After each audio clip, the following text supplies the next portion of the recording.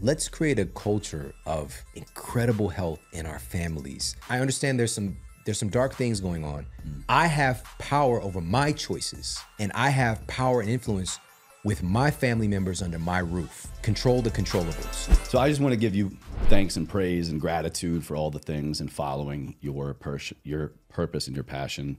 And just as a reminder, how important it is for us to do the same for our own lives, but look at the trail of success of breadcrumbs that we can leave for others. Absolutely. That's what it's all about, man. Really, like that's what creates fulfillment, you know, because we could be operating, you know, I definitely have that tendency because of my childhood experience and the environment I grew up in to be more self-centered, to be more isolated, to retract.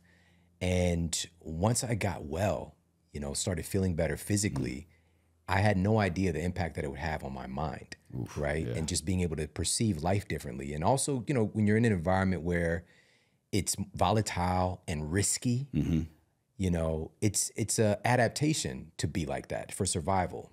But for thriving and for really being able to enjoy life, you're going to have to open yourself up. You're going to have to trust. You're going to have to serve and give. That's what tribe really is about. You know, it's being able to contribute and to serve. And there's something about human psychology, whether it's a small level or a big level, it's a need that we have. We derive a deep sense of purpose when we're able to give and to be of service to others. And it's like this superpower. It's like a superpower and a secret that shouldn't be a secret. Yeah. You know, but the way that things are framed right now, I just saw a stat that it's getting close to somewhere around 60% of Americans today in an emergency would struggle or not be able to get their hands on $1,000. All right. So we're talking about the majority of our society having that sense of deprivation and lack and scarcity.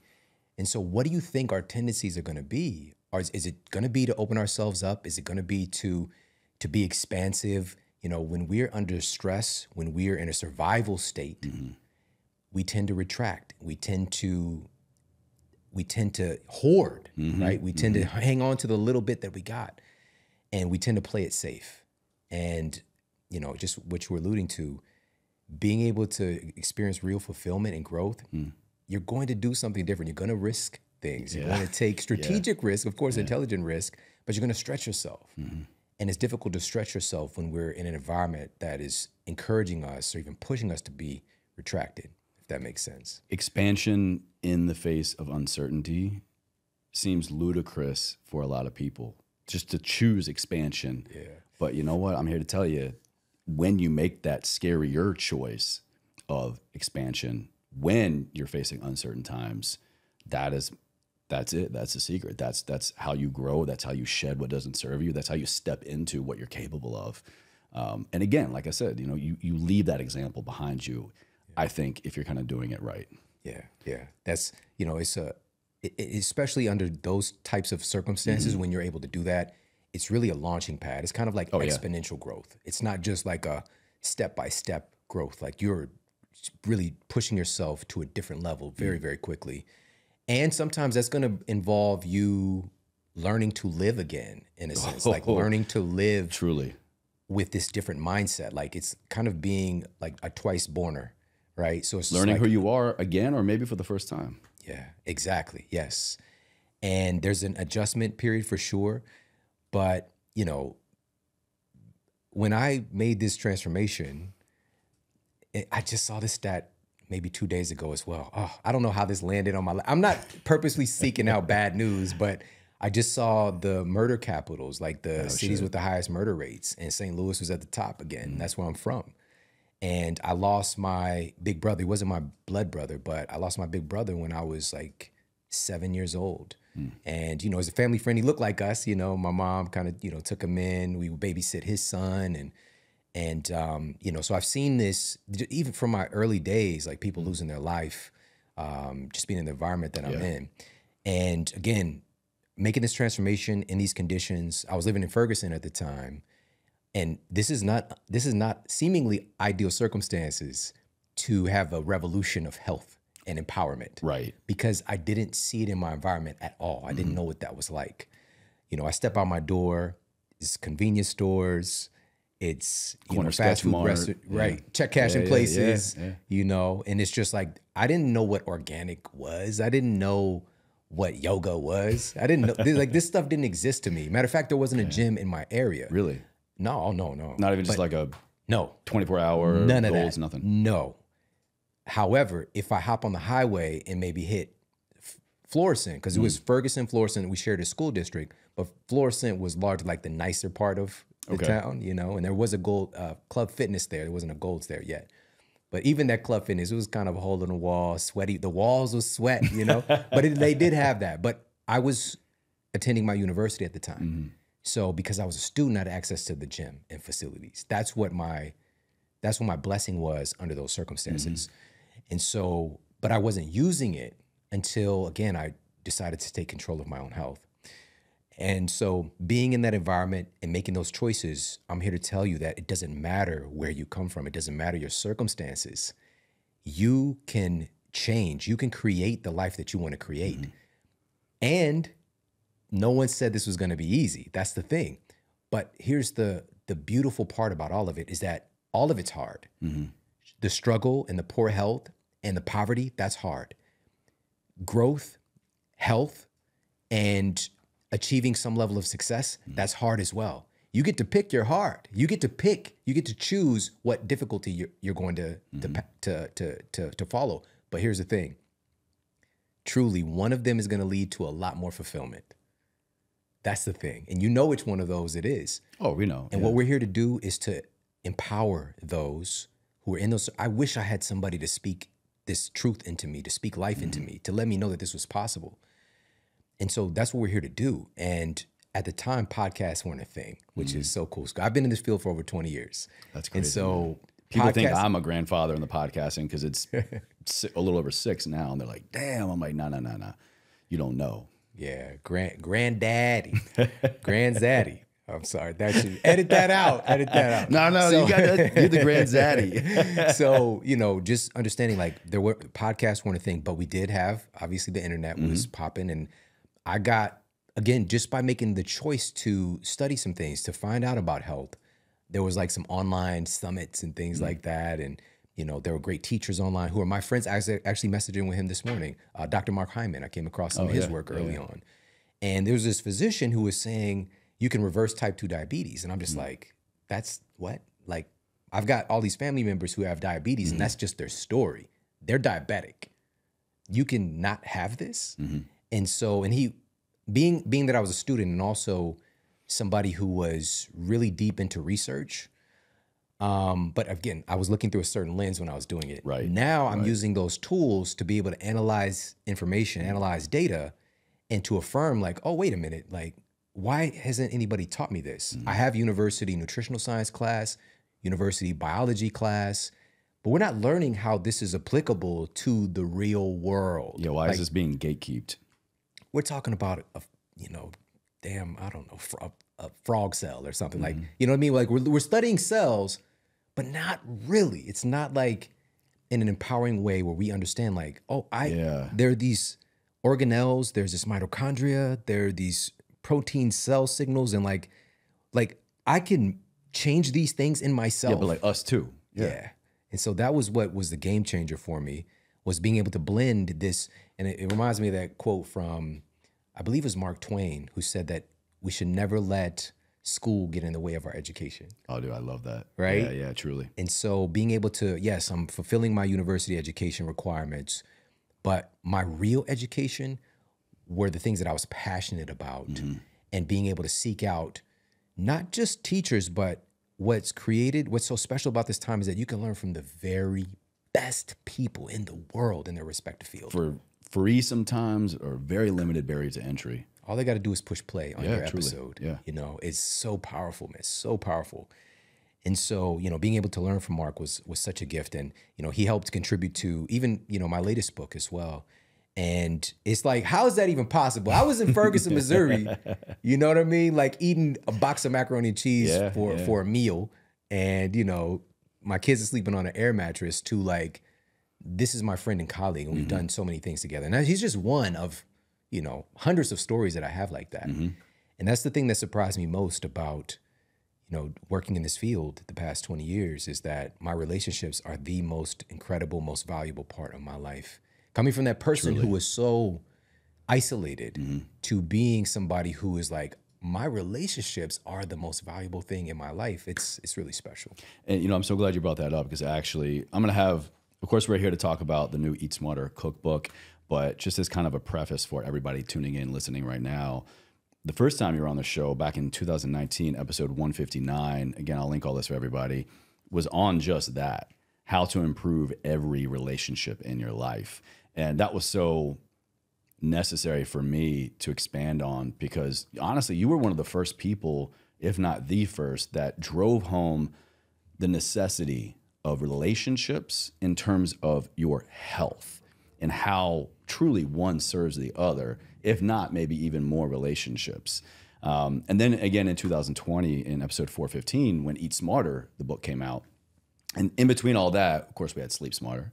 That book put me on my path. Shawn, I swear, man, when I made sleep my #1 priority, no bullshit, every other thing in my health, in my life, in my energy, my mood, my creativity, just skyrocketed, man. And so much of what you've done has just put me where I am here today, but just really at the front, really, of a lot of these concepts that really are not that crazy. And again, we're going to get into this, but when we look at relationships to food, the relationships we have with people that we're enjoying food with, what is going on there? What is literally spilling over into this experience of cooking, of eating, and the reciprocity of what our bodies are soaking up because of the quality of that relationship and even getting better sleep on top of all that, man. So, so much to unpack for everybody to kind of go back to. But in preparation for today, I was reviewing my notes, doing all the things like a good podcaster does. But ultimately, I decided, I was like, no, I got to get my workout in first. So I know that taking care of my body helps my mind. And I'm curious, maybe in your preparation for today or in general, as someone who is so health conscious and researches and creates a lot of health and wellness content, how do you honor your mind through taking care of your body? Oh man, that's incredible. That's incredible. Listen, today, this is so special, man. I was training outside of my house with my youngest son today, so we just did. There's the relationship thing again. I know, man. Listen, that's why this is so special. It's real, yeah. He's out on summer vacation and, I was just taking the opportunity and also just understanding there's levels to this, right? So a lot of times if we're wanting to shift something in our lives, we try to use our willpower, right? We try to push through, we try to, and that's cool. Like humans, we do have this faculty we dub willpower, but willpower becomes less necessary or almost unnecessary when the environment is changed, when the culture is such that you simply do these things because it's just what you do. Yeah. Right? Yeah. And so at the heart of it, it's about shifting culture. And that's really what I focused on for the Eat Smarter Family Cookbook was how do we change the culture, change the environment to then automatically change behavior. So I was really leveraging social science. And so for me, I have it baked in. I understand that unfortunately the body and mind have been separated in conventional science, conventional medicine recently, unfortunately. But that's taking it's taking a turn now. It's changing. It's coming kind of back to where it originated. To think that they can be separate it's ignorant. It's just it's not even a thing. Ignorance, absolutely. But we got into this, we can go back to Rene Descartes and, we can get into this really mechanistic view of science in the human body, right? Gears and levers and like this thing is systems operating independently and collectively. Exactly. Now, learning from the very best people in the world, right? So the top cell biologists, the top neuroscientists, and, all my friends and colleagues like Dr. Daniel Amen, Dr. Caroline Leaf, Dr. Lisa Mosconi, and understanding that first and foremost, the mind is controlling everything. Your thoughts create chemistry. Mind, not brain. Right. They're different. Separation, yeah. Because those two things, unfortunately, have become synonymous as well. Our brain is really it's really a channeling instrument. And obviously there is a lot of automated things that it can do. Sure. But it's difficult to locate, like, where is the thought in a brain, or where is this memory located? We can talk about a brain region like the hippocampus. Yes, absolutely. However, your thoughts are creating your brain. All right. And you can literally change your thoughts essentially externally of what's happening in your brain's normal firing, right? So for example, if we're having a habitual negative thought or an automatic negative thought, as my friend Daniel Amen would say, we can scratch that record up. We can choose something other than, and it doesn't necessarily mean we're like leaning to a new brain region where something magically is like stored away to do the thing. Our mind is encompassing a field. It's a, and this is, again, not getting into something that's very super like metaphysical. I'm talking about real hardcore science here. If we even look Talking at about just neurons talking to other neurons or not, accessing memories in order to engage them once again. that's the mechanistic piece of it. Right. But the energy field itself, if we, let me shift gears to make this a little bit more accessible or visceral for people. Okay. The human heart. Okay, we all have one. If you're listening to this, and shout out to the ghosts that might be listening, by the way. But I respect you. if you, I respect you. if you have a heart, and oh my goodness, this is leading me to another thing I just talked about heart. Oh, we're gonna talk about heart transplantation in just a moment. Heart transplantation. Oh yeah, I got something to say about this. So the human heart is effectively teeming with neurotransmitters. So the human brain, we associate our neurotransmitters with brain activity and our central nervous system, peripheral nervous system. But the human heart is loaded with neurotransmitters, so much so that a lot of scientists dub this entity called the heart brain. And it's also kicking off a lot of electricity and electromagnetic fields. We got like a 3-foot field, if I'm not mistaken, Up to of 8 EMF. feet. 8. Holy It's up shit. to 8 feet from our bodies. It's called a tube torus. Yeah, that's like And I can so- feel you without ever feeling you. This is, again, because unfortunately, or maybe fortunately, because it might freak us out, humans, we see a certain spectrum of life. We see a certain spectrum of light. Right. Right? There's biophotons make up everything. But we only see a certain spectrum. Some animals see more into like infrared or ultraviolet, or like differences on this long, huge spectrum. Yeah, go look up we don't reptiles understand. and how they view the world. It's wild, man. Yeah. That's some predator Exactly. Yeah. And, it's understanding that we see a certain reality and there's a lot that we can't see. And so now with advancements in science and technology, we're able to see this field expanding from the human heart. Again, it's called a tube torus. It's this tube-like structure that's able, the folks at Heart Math have done really, really great research into this. And it's so cool. Like years ago, maybe this was like 12 years ago, I started like just even sending them donations. Right? Really? As a way of like tithing to places that I was getting my education from. I like that. And so I like set up an auto pay, and I didn't have much money. Okay, again, like I moved to Florissant now, so I'm not in Ferguson like in the hood. Now I'm Making like, moves, you know what I moves, mean? And so now, but I'm like sending out like $20 a month to their research and their institute. And so again, anyways, this Heart Math Institute, the Institute of Noetic Sciences as well, is how I found out about Heart Math. So anyways, with this being understood, if we think about a tangible example, if you think about an EKG, right? You think about heart monitors, right? When you're in a hospital or you see it on the movies, boop, Hell, you can even do it on the Apple Watch now. right? Yeah, It's picking up the electric energy that your heart is kicking off. Like it is a truly powerful electrical organ, like your brain. Same thing. In your brain, it's existing in a field. There's a field that your brain is emitting, that your heart is emitting. And again, this is expanding. Like our body isn't just inside of this piece, this physical thing.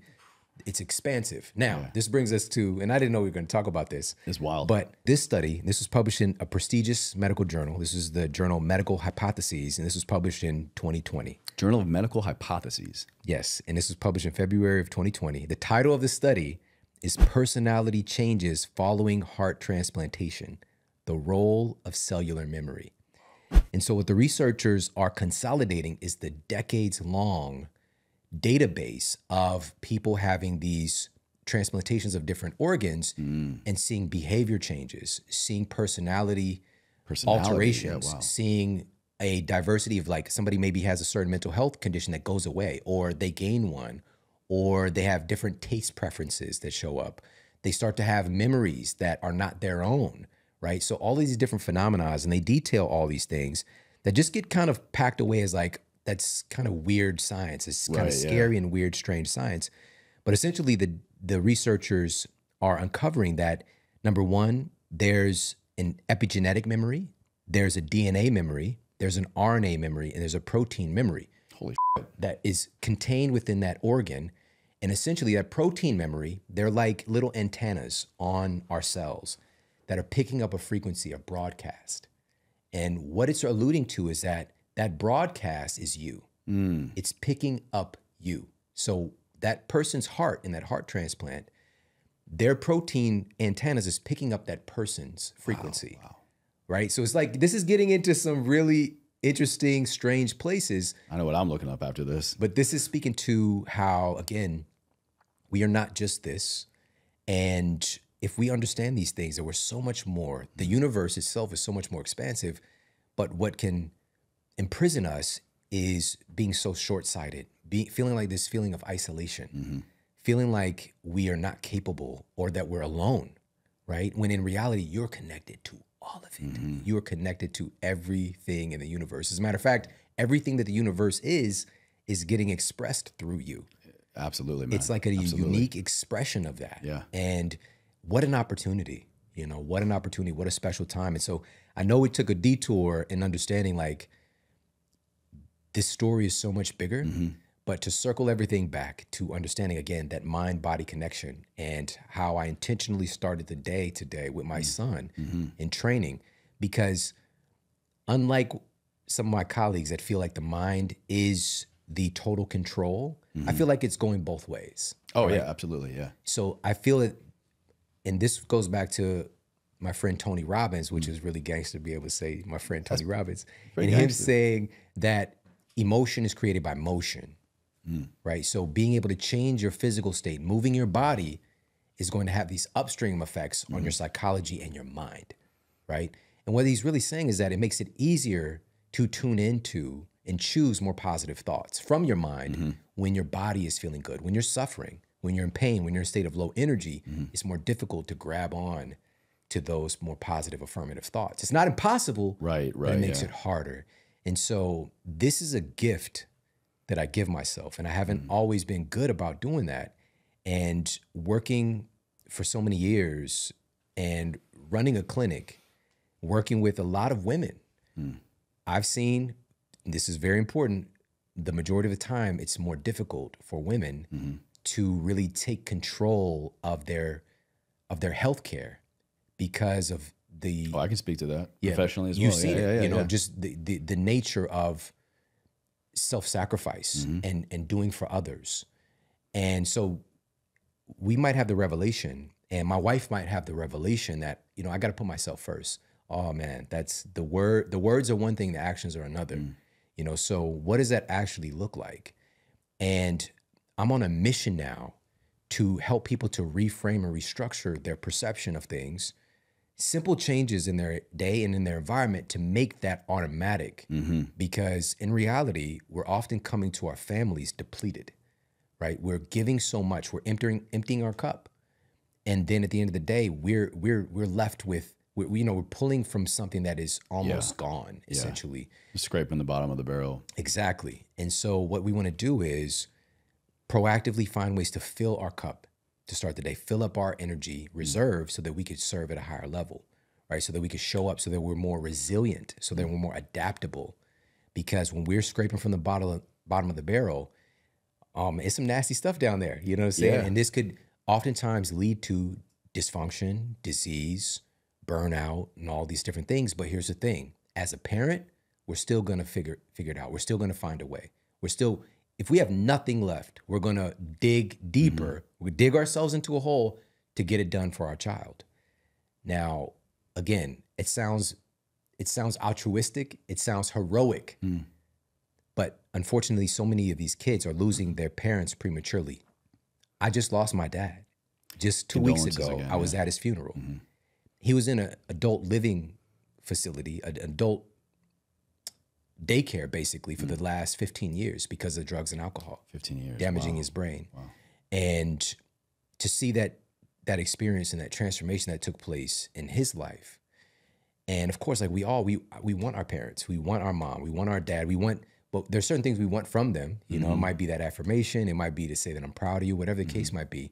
But one of the things that we don't want to do oftentimes is to lose them prematurely, right? And so that's what I'm advocating for, because I don't want my kids to be without me right now, especially when they need me so much. They need a role model. They need somebody to be an example for them, to be a template, to be a resource for whatever they might need. Show them how to build their own tools when it comes to taking care of this vessel. What I'm learning is that parenting, there isn't an expiration date on that. You know what I mean? And so we can show up better and have more longevity for our children, for our families, when we put a priority on our own health and wellness. You know, to kind of add a little bit on that, I think even call it maybe the opposite here, but sometimes, and the through line here is relationships, the relationship we have with our family members and the relationship we have with a significant other. You know, in my case, the relationship with my father was so rock solid and so important.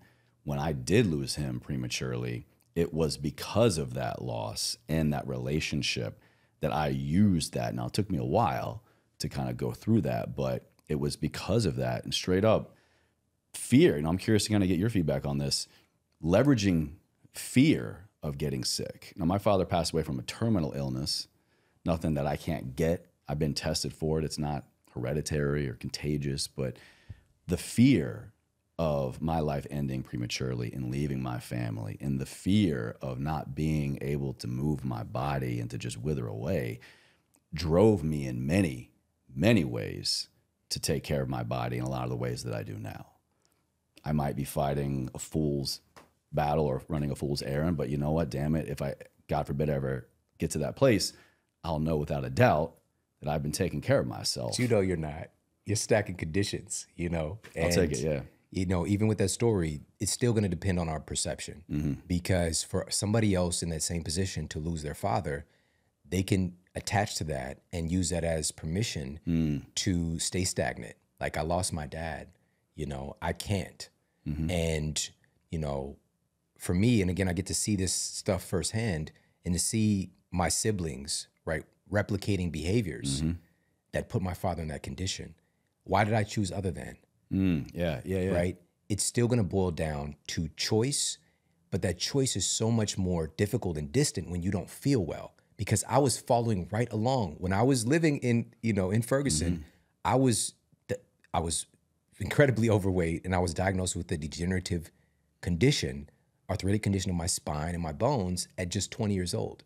All right. So I was just literally whittling away and deteriorating. And the majority of my family members today are obese. All right. There has been change in my family. Yeah. Of course, like, you know, oh my goodness. I mean, I got stories for days. I'm sure. Some incredible stories. However, what's the most difficult aspect of it is the environment, right? Because we get addicted.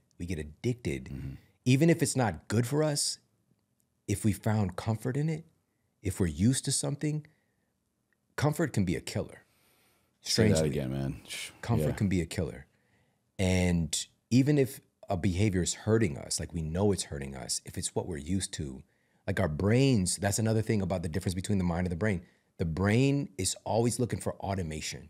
It's always laying down more myelin, and it's helping those pathways. This, you know, what's said is neurons that fire together, wire together. And it's making it faster. So it's just automating behavior. This is familiar. This is safe. This is less work, less energy, especially when it comes to the brain. Exactly.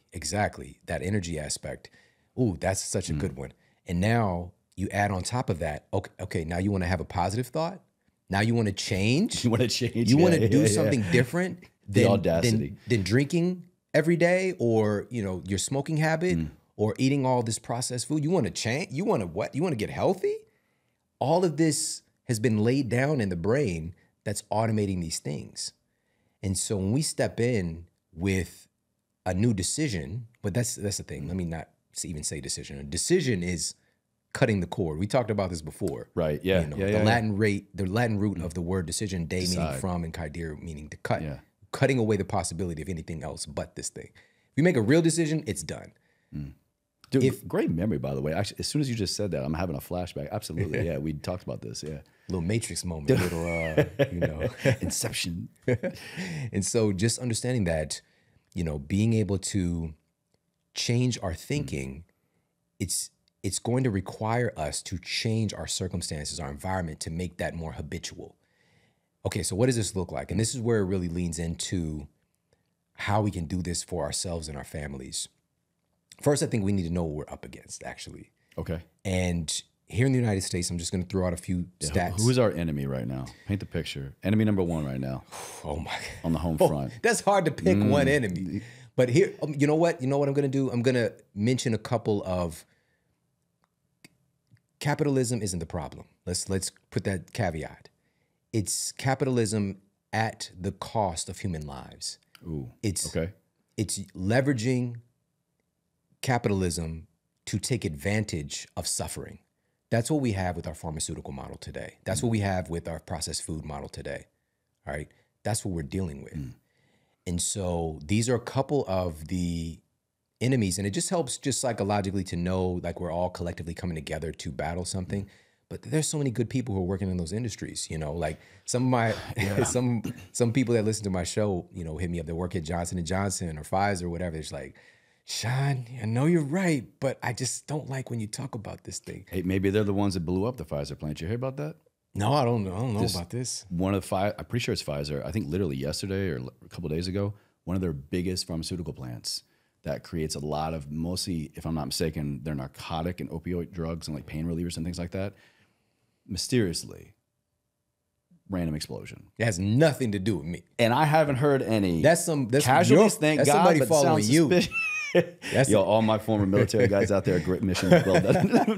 just kidding. But yeah, I mean, it's just wild when you think about something like that. Yeah, and so just to paraphrase, Pfizer, for example, again, there are great people there and they're trying to make a difference, but the entity itself, the business itself, they profit from suffering and not curing issues, not curing disease, but managing symptoms is the definition, so that you're a repeat customer.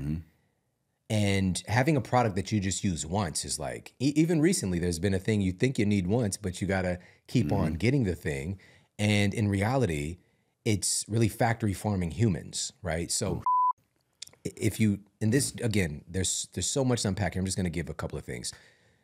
Pfizer was convicted of the largest criminal fine by the Department of Justice in history. And they were convicted of racketeering charges. So we're talking about things that are reserved for like the mafia and organized crime syndicates. Correct me if I'm wrong. Racketeering implies intention. Yeah, right? exactly. Okay. Right. Exactly. So knowledge, not just they knew what they were doing. Yeah, They've broken so many different laws repeatedly, so many felonies, and also so many people have died on their watch as well. A lot of people dying from their products. And this is not hard to find, and also testing drugs illegally on Nigerian children and the lawsuits from that. And the list goes on and on. So many different crimes in different countries as well. And you'll find a company like Johnson & Johnson, for example, that was using slush funds and offshore accounts to try to hide their bribing of different controllers of foreign countries. Johnson & Johnson, a family company. Right, That's a family their line. company. That's their tagline. And unfortunately, again, I don't want this to be the case, and I don't want to villainize them, but the entity itself is so unethical, right? They're breaking all of these laws, but ultimately, you're not going to have a person who's at fault. And so they're just going to be able to, if I did any of that stuff, for example, let's talk about Merck, all right? And I could do this with just about any drug company, by the way.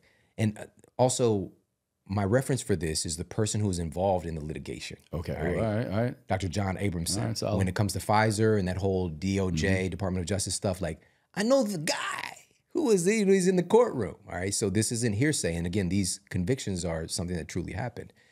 And so when I was dealing with my issues with my spine, there were a couple of drugs available. There was Celebrex. That was one of the hottest drugs at the time. And also at the time, synonymously, there was Vioxx. These are both drugs that are targeting inflammation. These are help to relieve pain. And I was in a lot of pain. I was having the sciatic nerve pain. Every time I stood up, it was terrible.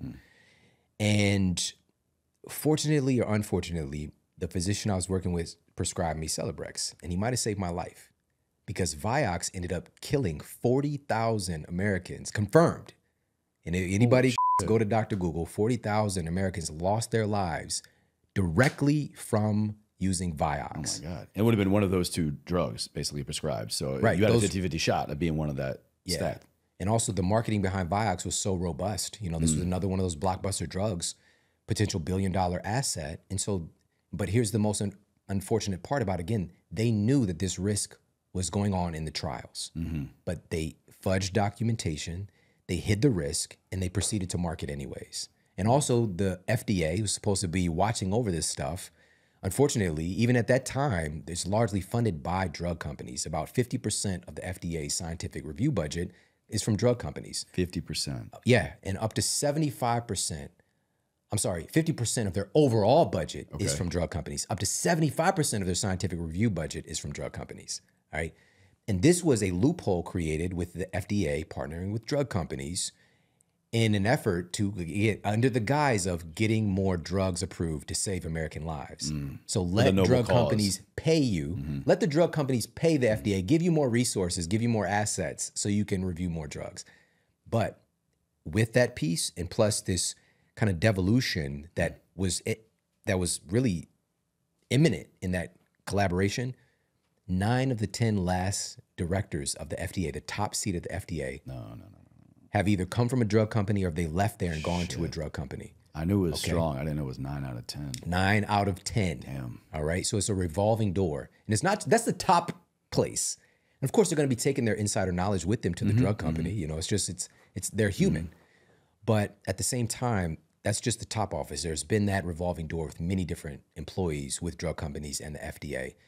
And these are the type of things that in the United States, I hate to use the word should, must be outlawed. They're beyond unethical because this is supposed to be the watchdog protecting American citizens and American health. Has our best interest at heart, right? The EJS Center for Ethics at Harvard University recently published some data affirming that nearly 200,000 Americans die each year from pharmaceutical drugs. Just across the board. Across the board. You take a pharmaceutical drug, 200K plus. Yeah. So that's a lot. We're talking about a couple 100,000 people. That's the population of my hometown. For them to be able to, this again, I'm not saying this was like Forest Park Community College. This is Harvard, right? And shout out to Forest Park, no disrespect. Okay, this was St. Louis, hometown. You're putting them on the map now, man. There's a lot of hustlers there, Yeah.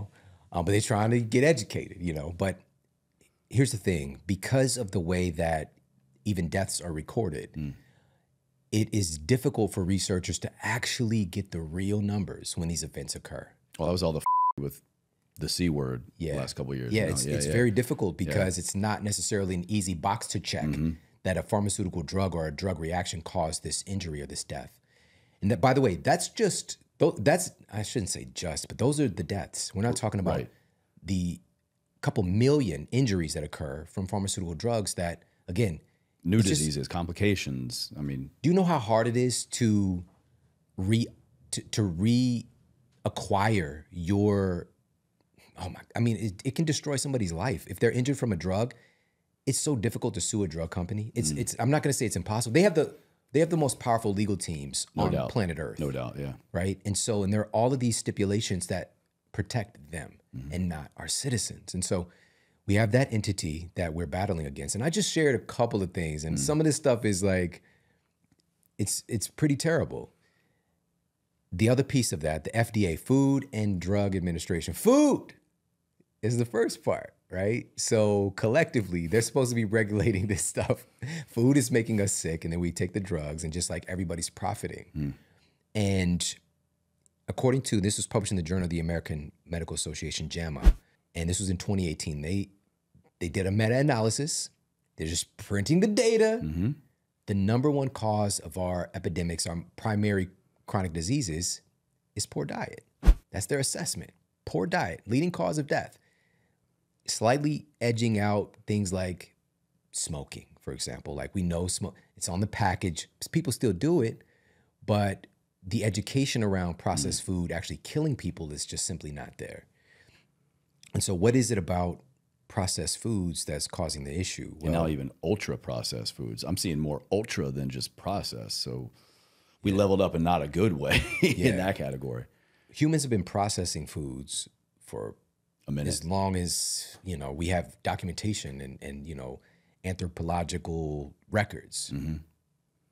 I've got a really good friend who has a degree in anthropology. He went to the same school as me at the University of Missouri, St. Louis. And his name's Prince E. And he's like really popping out here. But he's a big part of his mission. He's educating about health as well. And he's looking through that lens of like, what were humans doing hundreds of thousands of years ago? And so we could take something like tomatoes and process it into spaghetti sauce or marinara sauce. Salsa. But you could still tell that that was a tomato that was crushed and some stuff added, right? The same thing with olive oil, right? Cold pressing. By the way, shout out to extra virgin olive oil. This is cold processing the olives, usually a stone pressing, and at low temperatures. Then they bottle it in dark glass. That's key. Because they're protecting that oil because it is sensitive to light. Not just even heat, it's sensitive to light. That can, oxidation, and also it can essentially make that oil rancid. And so that's going to set off all these pro-inflammatory events in your body, right? These kind of reactive oxygen species when you consume that. And that's what we see with products like, quote, vegetable oil, right? Canola oil, corn oil. These things are processed at extremely high heats that immediately, this oil is highly oxidized and rancid and just torn to pieces, torn to shreds. The structure of it, not only are they doing that, but also they're adding all these deodorizers and chemical solvents and bleaching agents and washing agents to try to create, because if you see canola oil actually, when it's first getting processed, it looks disgusting. It looks like this mud, this mucky muddy substance. And by the way, I'm not saying to go YouTube how canola oil is made. But I mean, I definitely am later. Yeah, I mean, it's very eye-opening. So anyways, that's ultra-processed versus processed, right?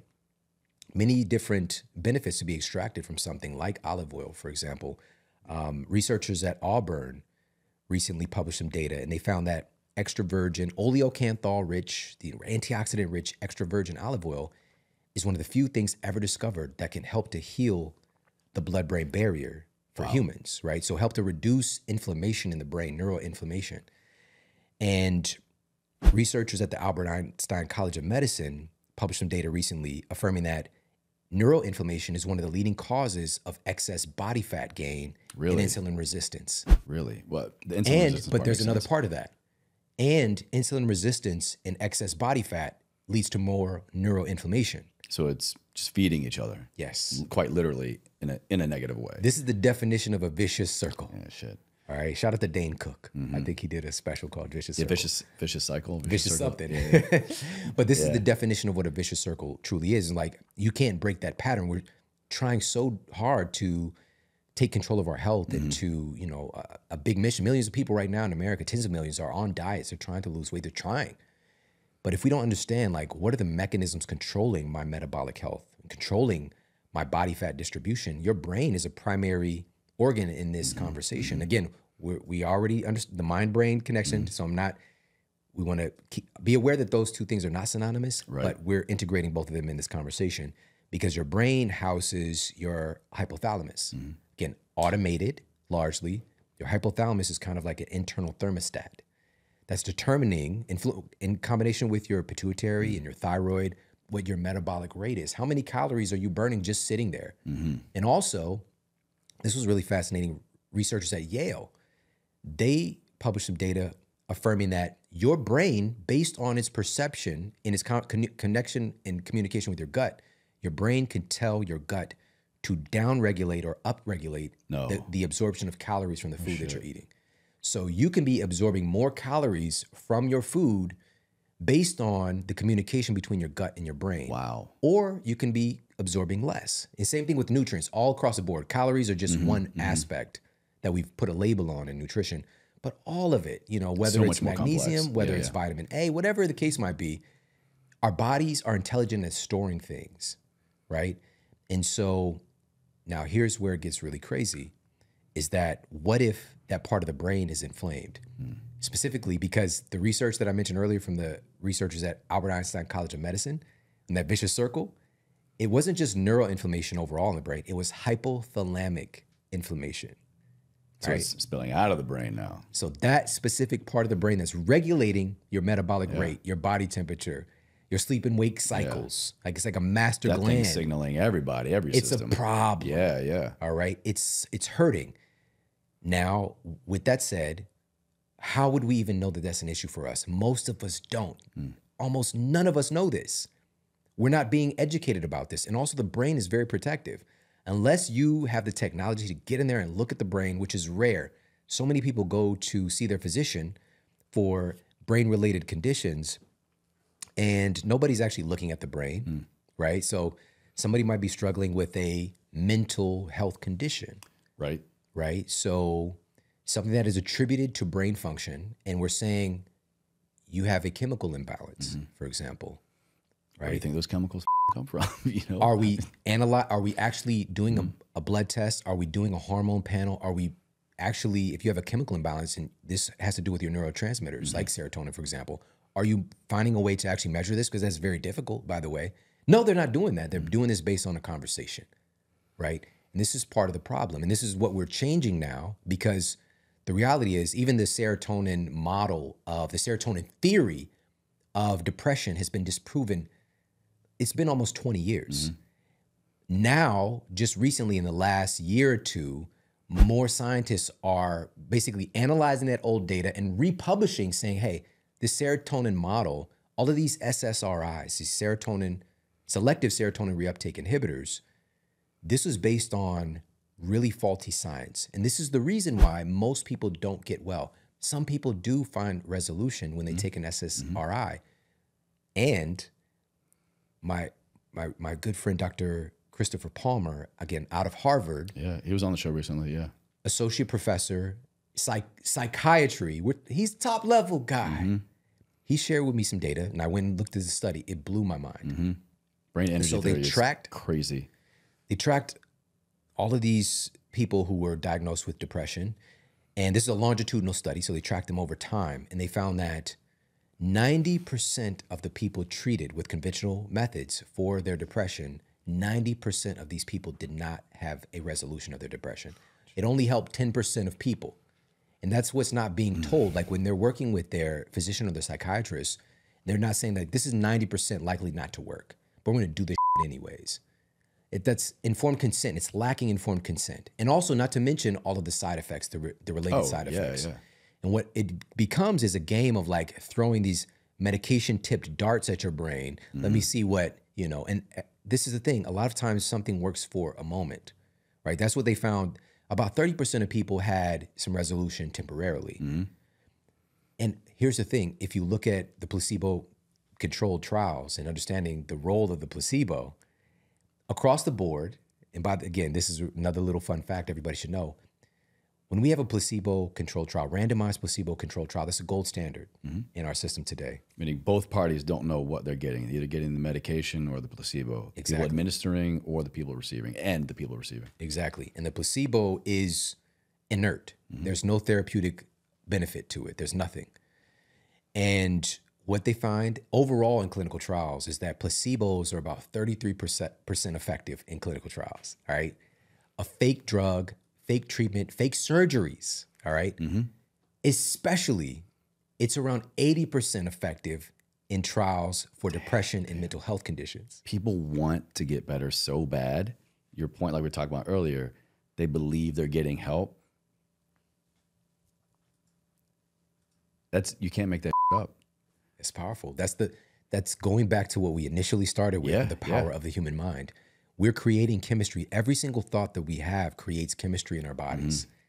And so just that feeling of being acknowledged, that feeling of a respected authority on health, to tell you that this is going to help you, that has such a weight. We're placeboing ourselves. That's the thing. And I shared this in my earlier book, In Eat Smarter. one of these studies done by researchers at Stanford, Alia Crum and her team, and they were using a skin prick test where they would create basically this kind of histamine reaction where they would have an allergic rash breakout on the subject. Love that for them. And then, right? And then they would give them a treatment, a cream, but the cream was completely inert. It had no therapeutic benefit. But it's like lotion. But there was a physician who would inform them that, okay, this is an agonist or an antagonist. This is something that's going to make your rash worse or make it better. And they gave different people different messages, right? And so within 5 to 10 minutes, the people who thought they were getting an antihistamine cream that make the rash go away, it started to go away. There was no therapeutic benefit, but their mind, right? The same thing with the agonist cream, where this is going to make your rash worse. Their rash got worse. Now, the degree at which it changed and how quickly it changed depended upon how much belief the patient had in the physician. Damn. How much they thought that the physician was intelligent and logical. Had their best interest at heart. Yes. Straightforward, honest. So all of these different practicing medicine, subconscious qualities we don't even realize unless they're analyzed afterwards. Right? So for them to be able to say like, okay, when they were looking at the data, what was the big factor here? What was the biggest factor in how much their rash changed? It was based primarily, the biggest factor was how much they believed or had faith in the physician.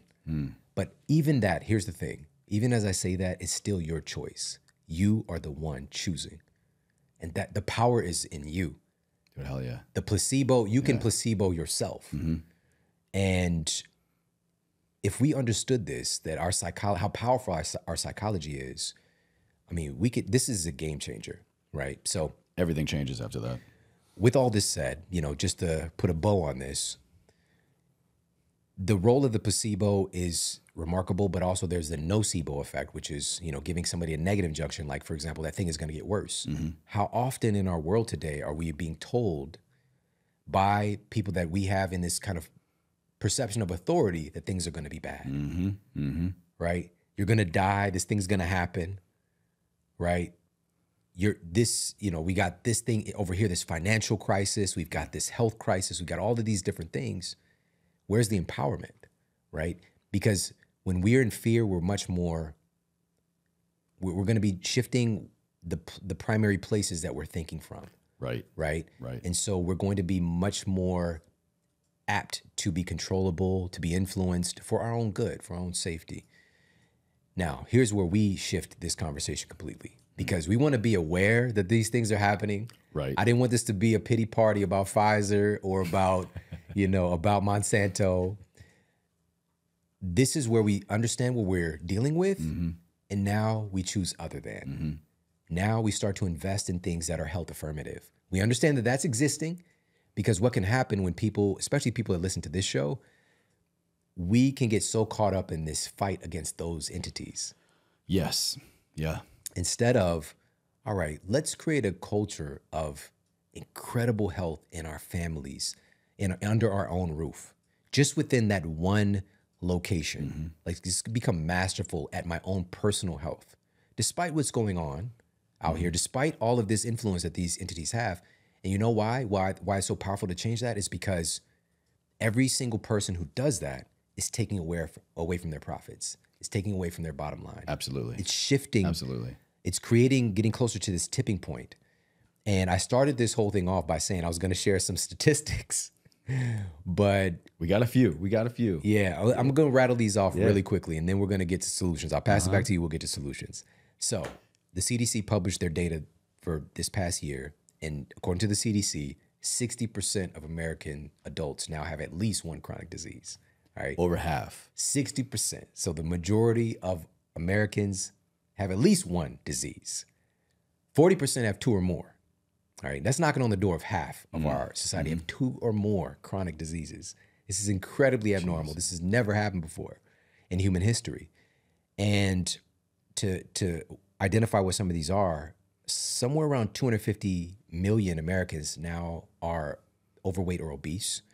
And we're knocking at the door. Last published data was almost 43% of Americans were clinically obese. And not just overweight, not just carrying that extra 5 pounds, but clinically obese. That's what, 40 pounds, 60 pounds? this is based on BMI. And that can, even with using BMI, we can get into like, well, what if you're an NFL running back? Yeah. I've been We're overweight not by BMI. talking about that, Yeah. right? Well, you know what we're talking about. We're talking about a true state of disease. And in addition to that, about 130 million Americans, and I know you're going to talk to Dr. Casey Means, another really good friend and colleague, have diabetes or prediabetes. 130 million of our citizens. It's about a third of our population. It's and crazy. The spike in type 2 now is astronomical. It used to be, I think, in the single digits just 20 years ago, maybe.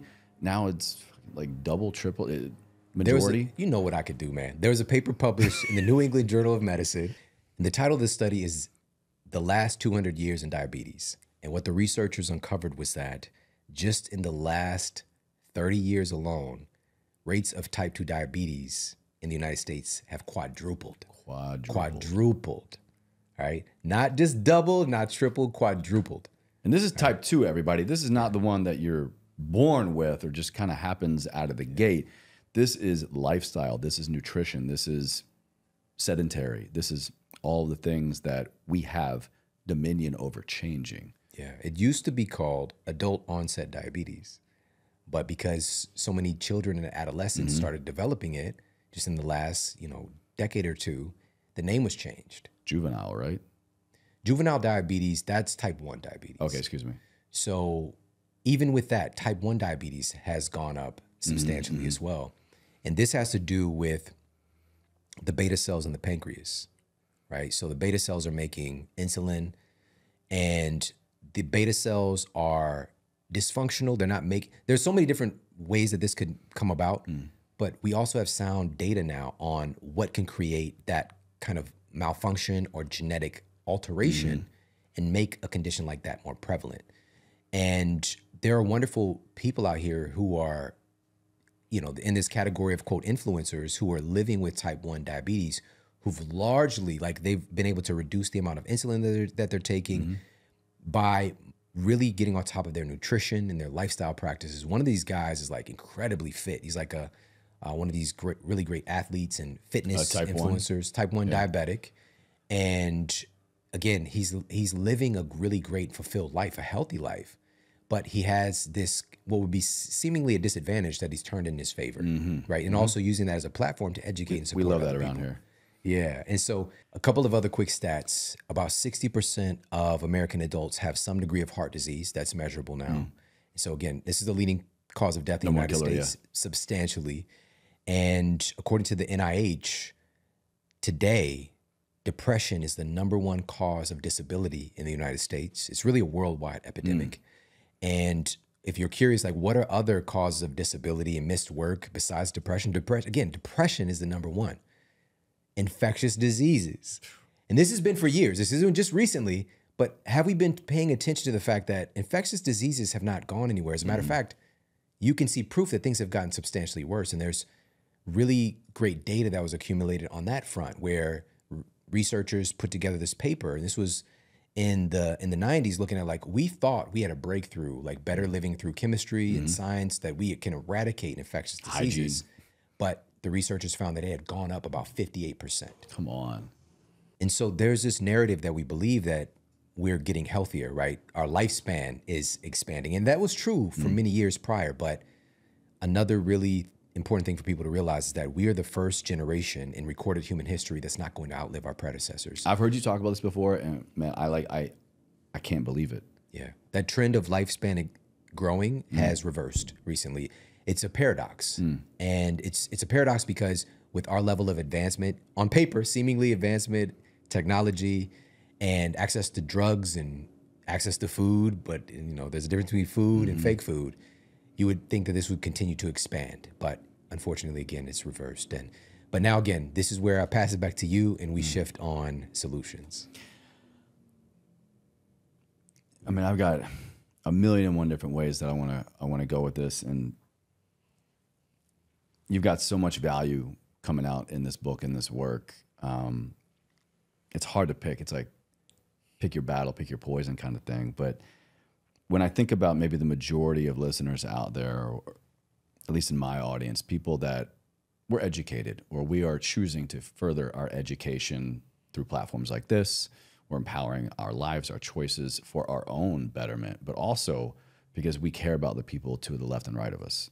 You know, living a life ever forward is not just about us, it's empowering other people along the way. And if we really want that for ourselves, we have to be mindful. I believe we have to be mindful of those people in our lives. Community relationships is everything, man. So I would love to kind of bring it there, right? So we're there. Maybe our family's on board, or we're just trying to set the example. We're trying to be the model. So maybe they can kind of make some choices of their own. We're there, we're cooking, we're laughing, we're making some healthier snack options, a whole smorgasbord, whatever the thing is. I know what we're actually using and cooking on is a part of this book as well. And I think that's important because, not to nitpick, you know, we're making a choice, right? Like, Chase, come on, man. I just decided to have better food and better relationship with food and incorporate the relationships I have in life with the food. Now you're telling me like the cookware, the pots, the pans, maybe even the heat. Like, can you kind of peel the curtain back there for us? Not to discourage us, but to just, all right, good and. Perfluorooctanoic acid, PFOAs. This is one of the chemicals that was recently banned and outlawed that was contained in Teflon. Outlawed. It's banned. And you could still find it in the majority of people when they test their blood. In humans. In humans. It's one of these, under this category of what's known as today, these forever chemicals, right? And so what is the issue here? Because, okay, it's a forever chemical. So what does this mean? It makes its way into human bodies. Why was it banned? Well,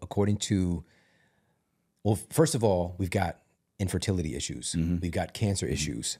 But this was published in the Journal of the National Cancer Institute, and they found that these PFOAs are a strong kidney cancer causative agent. Not just like it might, causes kidney cancer. Like this in humans causes kidney cancer.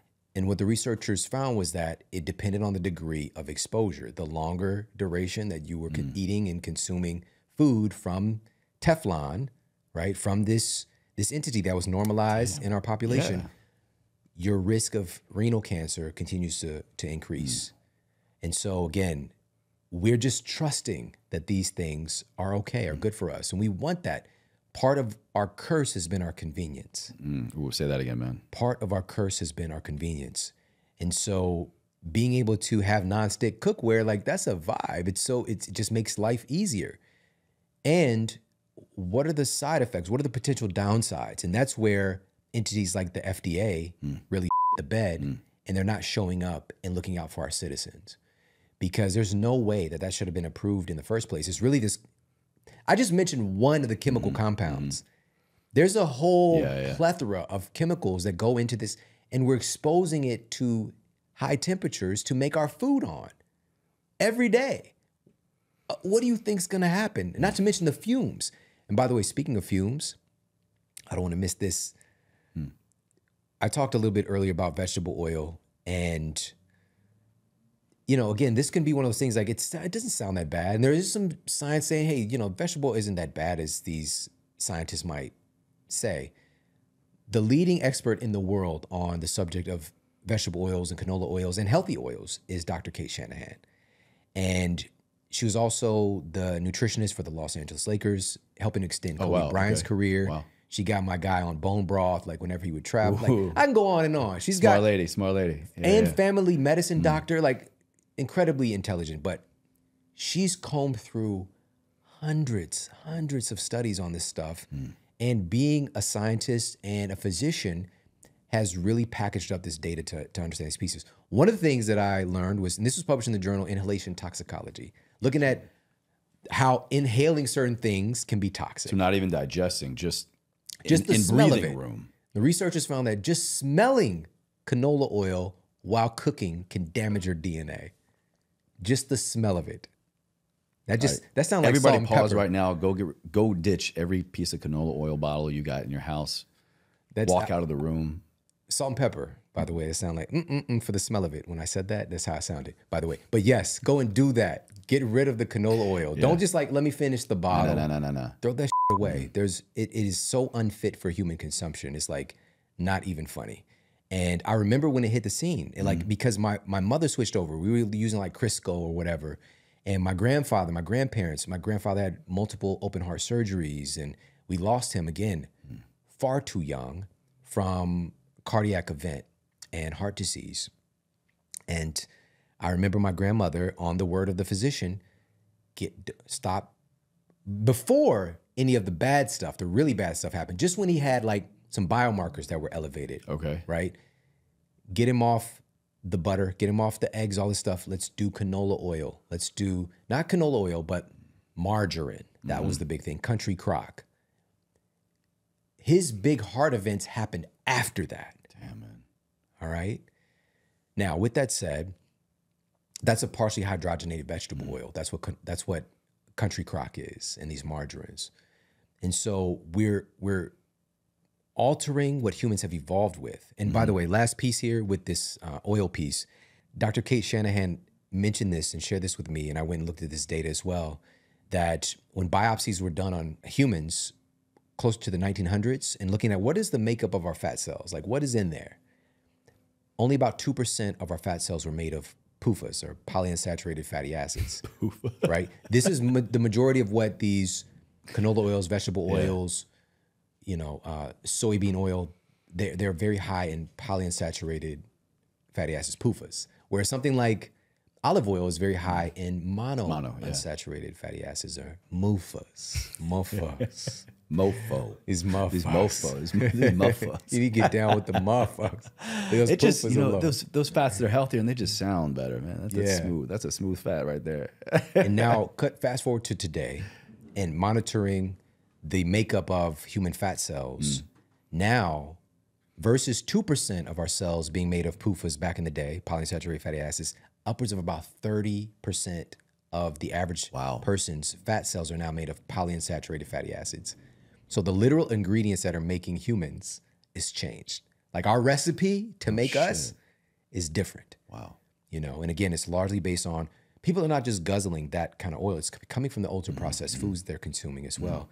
And our body's having a difficult time processing it and stowing away, tucking it into our fat cells in an effort, our body's intelligence, to keep us safe. Right, yeah. To protect our brain, to protect our heart, to protect our liver. It's doing what it can. It's making this adaptation, which then makes it very difficult to lose that fat. Well, shout out our bodies again. It's like so many times we introduce things like this, and it's like, all right, cool. What the hell do you want me to do with this? What am I supposed to do with this? We're not meant for this, but you know what?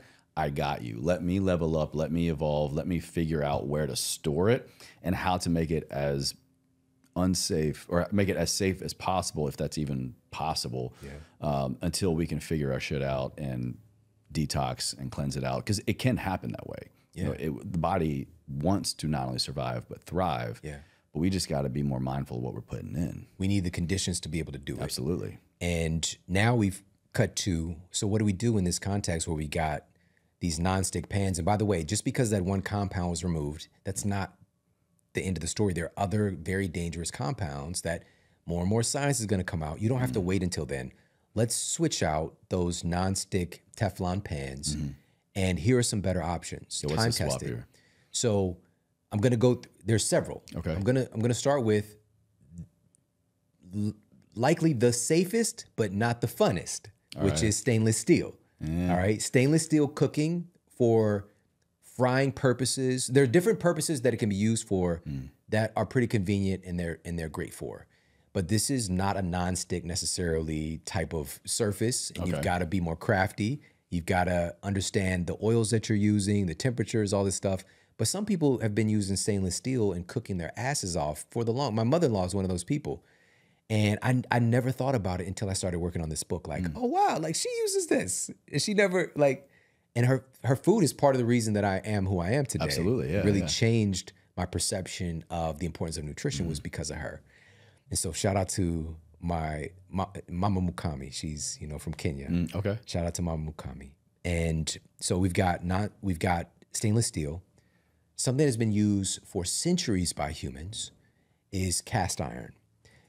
Now, with that said, there is a certain guild of people and researchers that are like, with cast iron, the amount of iron that you might be picking up can be problematic.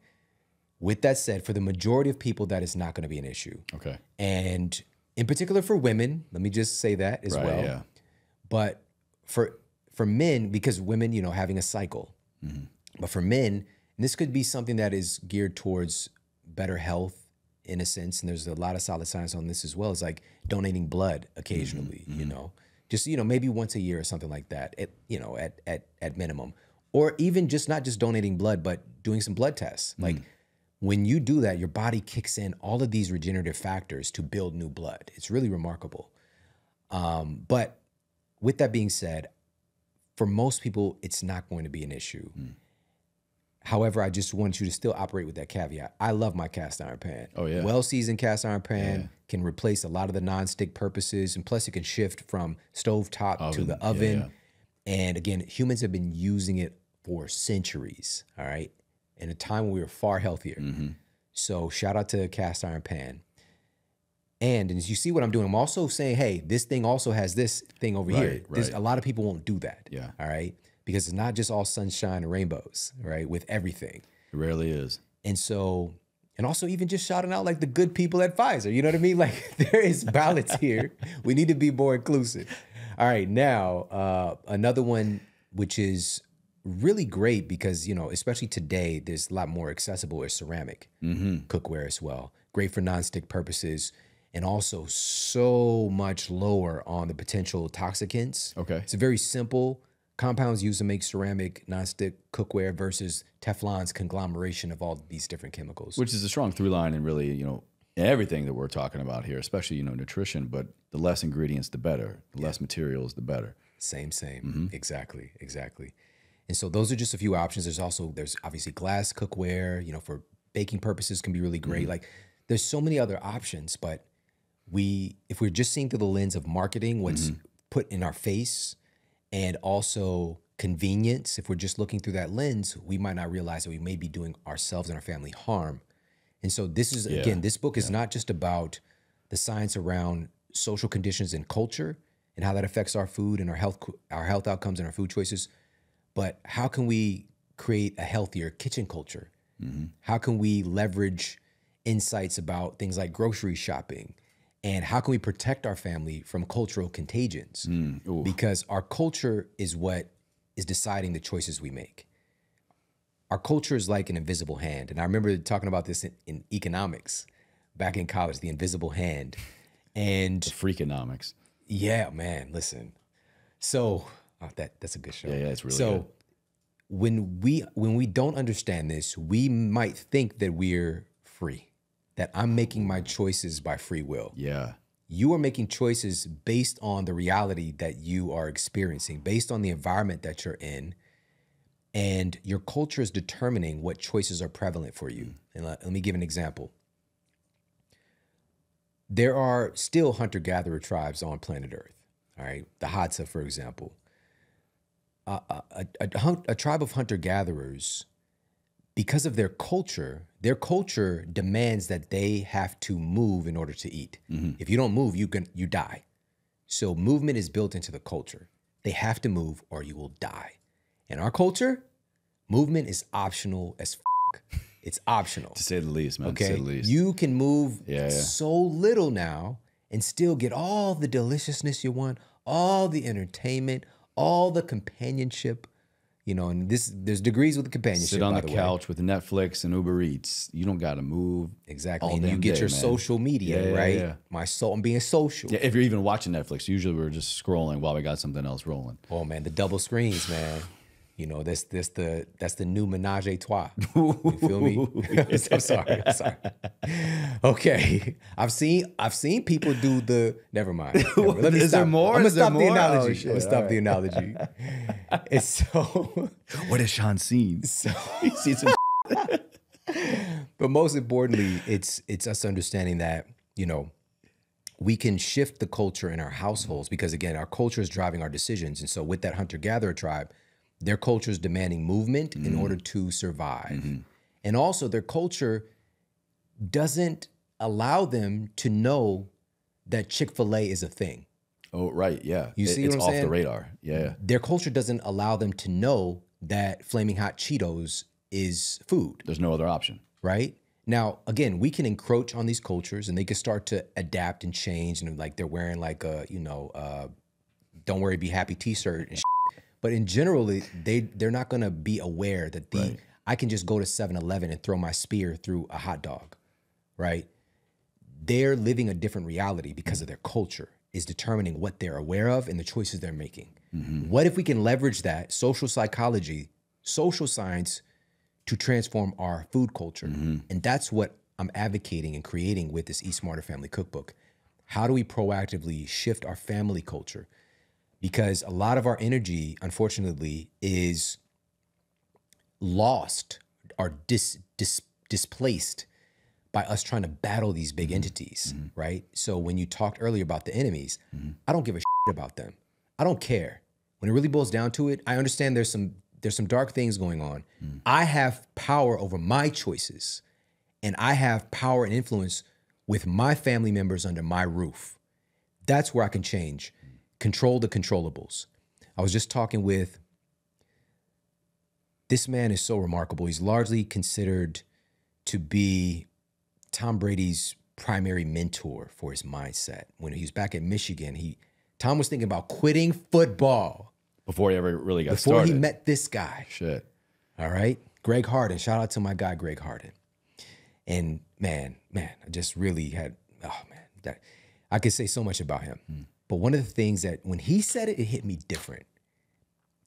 He said so many people suffer because they're trying to control things they can't control. Your mission and what gives you a sense of certainty and power in your life is controlling the controllables. Focus on controlling the controllables. That's where your power is. That's where your sense of certainty, your sense of power and empowerment is. When you're out here trying to change, like holding up picketing McDonald's, like, yeah, maybe you can get like a person not to go in there and, get the 2 for 2, you know what I'm saying, the apple pies or whatever. They're just going to get a burger. There's making noise and there's making a difference. Sometimes one happens because of the other, but if I'm hearing you correctly, let's look at the things where we can just immediately more go to, hey, let's make a difference. Yes. And not to say that there isn't a place for that, for marching and for, working for policy change. Absolutely. I'm being from Ferguson and seeing, I'm living in this glorified food desert. I'm living in a place where policies have allowed for, there isn't a fast food place you can name, the popular franchises that weren't within 2 miles of my apartment. I'm talking about, I am on all sides. I cannot go anywhere and not see them because they're cheap and also they're leveraging the community, right? They're taking advantage of this disparity. And unfortunately, the data is indicating that when we're in that place of disparity and chronic disease, we're more likely to stay in poverty, right? And so that was my reality. I was just literally feeding the problem. And so, yes, we need policy change. But what happens is when people are not educated about food, truly, because food is what's making up our bodies. It is top tier, primary importance. If we have a cardiologist who doesn't understand that the organ they're treating in their patient isn't made from the food that they're eating, we have a serious problem. And so what would happen when we're advocating for change, for social change in our communities is we need more access to healthcare. What kind of healthcare are you getting with that access? More that's feeding the problem, that's disempowering you, that's directing you towards this pharmaceutical model. That's not educating you on how important your food is, right? We need access to real healthcare, real health empowerment. We need access to education about food and about social structures. And so this brings me back to my point, which is even within the confines of that community, it was, you got to be on your toes, all right? And even within that, I created a culture of health within my doors, within that apartment door that I see manifest today in front of me. You see my son. You see my son, Jordan, who's 22 now. Beast. And he's working in fitness. He's on his nutrition. He's helping other people. He's empowering other people. The people that he's working with, low key, some of his clients, they're huge as far as empowerment and influencers themselves. And they see something in him. I saw it back then when I was making these changes, and he didn't like all that. He didn't like it when I was like, never really do it first, we're not right? going to Burger King, we're doing this, you know, but I understood my power in that. And eventually, of course, finding ways like, how do we make this enjoyable? How do we make this, how do we make this not just as delicious, this chemical, whatever, but more delicious? How do we find ways to really activate and leverage our desire as humans to enjoy tasty things without negative side effects, just joy? And how do we create a culture in our household that brings us together? And so this is the bottom line. Researchers from Harvard analyzed family data, and they found that families who eat together more often, number one, they consume significantly more vital nutrients that prevent chronic diseases. Number two, they consume far less ultra-processed foods, including things like chips and soda. Again, not to villainize those things. Yeah, those are going to be things that you're going to interact with. But by eating with your family more often, we're reducing that exposure. Also, research that was published in the journal Pediatrics and JAMA, the Journal of the American Medical Association, found that families who eat together 3 or more times a week have significantly lower rates of obesity, specifically in children, significantly lower rates of eating disorders, and again, higher consumption of vital nutrients that protect them from chronic diseases. All right. Damn. 3 meals a week. That's really not that much. But today, also, this is from the Harvard researchers, only about 30% of families are eating together on a regular basis. It's on the endangered species list, big time. Yeah, really, truly. All right. Now, the question would be, and it arises for me, like, how? Like, how does this seems like this kind of invisible or like unseen protective metric for our health that we're not taking advantage of. I know that I can count on my hands how often I ate with my family. Like, we all sat down and ate together, like literally on my 2 hands. All right. I'm not exaggerating in the slightest. And in these on my 2 hands, these are holidays. All right. Real talk. And so this wasn't a part of our family That's culture. like forced upon usually, right?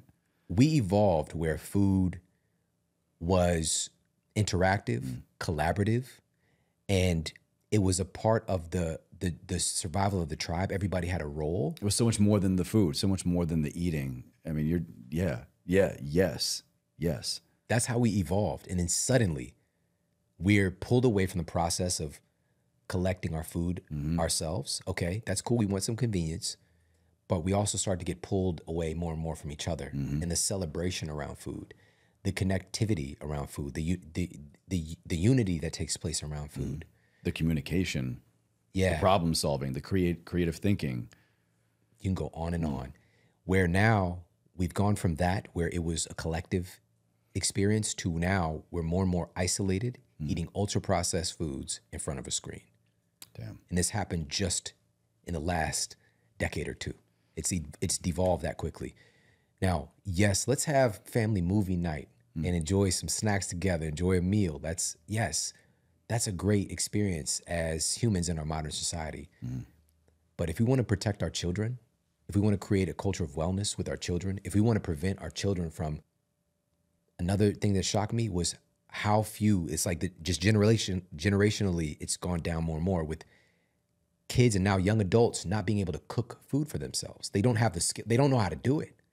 Like, we're giving vital life skills to our children by bringing them into this process. Now it's time to take control of the controllables, make changes in our own family culture, in our own kitchen culture, and our culture around the table is going to create a force field around your family. Yeah. Now, here's where we create community change, is that when people see you, they see what's possible. The most powerful thing that you can do for the community, for your other family members, is to be the example. You're the walking, talking representation of what's possible. And we've got another family. We've got more human beings who are getting us to that tipping point where disease is no longer the norm. Because right now, if you're healthy, you're not normal. That's the state of our society today. And so that's what this is all about. That's the mission behind it. Yes, of course, all of the science around this stuff. There's over 250 scientific references in the cookbook. that's never been I would done. expect nothing less, my man. I would expect nothing less. But in a way that's entertaining and it's beautifully done. My family is all in this book, and also 100 these recipes. Oh, we're foodies. We love food. Yeah. So how do we use the best foods in simple recipes as well? I don't want 27 ingredients. I don't want a Chick-fil-A alter. That's how you lose people. Yes, just making this easy and approachable, and something that will become a manual, like something that will be in your kitchen. I know this book is going to stay in your kitchen. It's going to be in mine. I know. Absolutely, man. Just to be able to access it, to make something delicious, and to have those reminders, those cues, just to go back and reference things. Yeah. It's really special. Well, Shawn, I do need to kind of get us wrapping up here, man. But, you know, there's so much more information that I extracted from you in your work for this book and kind of having some early access to it. So I definitely want to remind the listener here that there's a lot I'm going to put in secondary in the intro, and just so many other resources that we'll have linked for everybody, because it's beyond, okay, cool, here's some neat ways to make a different dish. Here are ways to take your power back. Here are ways to set the model for the change that I know a lot of people in my life, in my audience, want, because it's not just about us. We got to take care of what we can take care of. We got to control our controllable, but we want more for everybody else along the way. And I know you do too. And I know that that's in this work, and I know that's in the book. And congratulations. I know this is going to crush. It's an extension of Eat Smarter and Sleep Smarter and the Model Health Show that is just so obvious. So again, congratulations, man. Thank you. I want to ask you my final question that now, third time, we're going to have 3 different answers. I brought it up a couple times on the show, but living a life ever forward is really this. It's controlling the controllables. It's choosing to not take these circumstances as the end all be all. We have power when we choose, and that's going to be in our personal life, our spiritual life, our health, our wellness, in any capacity. When you hear those words today, man, kind of being mindful now of, you know, nutrition and community and the relationships we have around that, what does that mean to you? How would you say you live a life ever forward through kind of this recent work? How would you describe that? What's changed? What's changed just even in the last couple of years and since our last conversation is that I don't know if it's just you hit a certain bracket in your time here on planet Earth, but I'm really thinking about future generations. I'm thinking about my family. I'm thinking about legacy. And people, fortunately, we're having conversations now about things like generational wealth, but I'm an advocate primarily for generational health.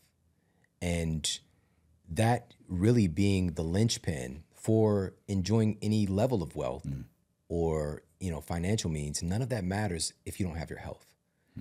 And so for me, that's what it is today, is thinking forward to the degree that I'm thinking about what are the conditions that I'm helping to create and the resources that I'm creating for my children, for their children, and for other families as well.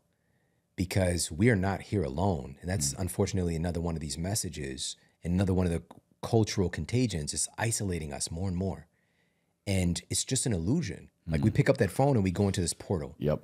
We leave the present when there are literally billions of people here on the planet, real people. And we're all trying to connect. And this is valuable, absolutely. Yeah. It's a tool, but we don't want to become a tool ourselves by thinking that this is real life, right? And so for me, that's what it is, you know, just putting in place, thinking forward, putting in place resources, insights, opportunity, planting those seeds in my children, and also providing those for parents and grandparents to give to their kids. Because I know we can change this thing. In our lifetime, we can change this. So for people to pick up a copy of the book, and also we're doing a very special family health and fitness summit. That's right, yeah. All right, to help celebrate this. And we've got some of the most incredible people who have kids who found a way to create a culture of health and wellness in their families. Some of the most incredible people right now in fitness, in entertainment, in sports performance. So I'm talking about people like Layla Ali. Ooh, all right. So she's undefeated world boxing champion, you know, daughter of the greatest of all time. And also she's the greatest of all time in her own right in major ways. And she also won the TV show Chopped, the cooking show. That's right. Yeah. Twice. Yeah. All right. All right. So she's about that life when it comes to food. The Chopped champ. Yeah. And her dedication to integrity and food quality, all those things. And also she makes it a mandatory part of her family life that she's cooking meals for her family multiple times a week. I've been there, I've eaten with her, you know, and just having these experiences. So people get to learn from her directly. And Dr. Daniel Amen, who I talked about, he's the leading neuroscientist in the world when it comes to really actually seeing and studying the brain using imaging. And, you know, I mean, his list of clients is like, I mean, everybody from Justin Bieber to, you know, the NFL. He did the big CTE study. He just did one with all the Kardashians too, I remember. Again, all the famous people are, when they find out about him, they're trying to go to Daniel Amen. But I'll tell you, he's a real one though. Because Hollywood stuff can be a little sketchy and interesting, but he's dedicated to helping everyday folks primarily. That's what he's doing. And he also has a family. He has a family, he has kids. And oh my goodness, just I know his kids as well, and seeing real proof of concept, how these things can work in real life, right? So Dr. Daniel Amen, Gabby Reese. You know, and Dr. Will Bolsowitz, leading gastroenterologist, so gut health and all that stuff. Again, people who have kids though, and to learn about creating a culture of fitness and health in their household. So they walk the walk the talk. You get free access to the summit when you pre-order the Eat Smarter Family Cookbook. All right. The ticket to the summit is $297 and you get it for free. Hell yeah. And so go with the book. With the book. Okay. So go to eatsmartercookbook.com and pre-order your copy, and you're going to get access to the Family Health and Fitness Summit. And also we're doing a 25K health and fitness giveaway. So as I've been mentioning, these different friends and colleagues that have opportunities and access to foods like Thrive Market, right? Groceries delivered to your house. So we're giving away, like, they're helping, they're contributing. $500 in groceries from Thrive Market, fitness equipment from Pulling On It. the whole family together, man. I mean, just the list goes on and on. So you're going to get instantly entered into that. There's going to be 50 winners. So that's just some of the stuff. Damn. So go to Eat Smarter Cookbook, eatsmartercookbook.com, pre-order the book right now, and you get access to all those incredible bonuses too. Again, I'll have everything linked, of course, video notes, show notes, podcast for everybody. Man, it's always a treat sitting down with you and just hearing your research, your wisdom, your personal experience, and the way that you just kind of alchemize it all together. You know, this isn't the Shawn Stevenson way. This is real life. This is my experience. Here's the science, the literature that's available to anybody to look at, and just choose you at the end of the day, man. So thank you. Thank you, brother. It's my honor. Thank you, man. Hey, if you like this video, make sure to check out this video right here. When our fat cells are overly full, they start to send out sort of this false distress signal, pulling in immune factors as if you're infected. And so researchers at the Albert Einstein College of Medicine found out how this is connected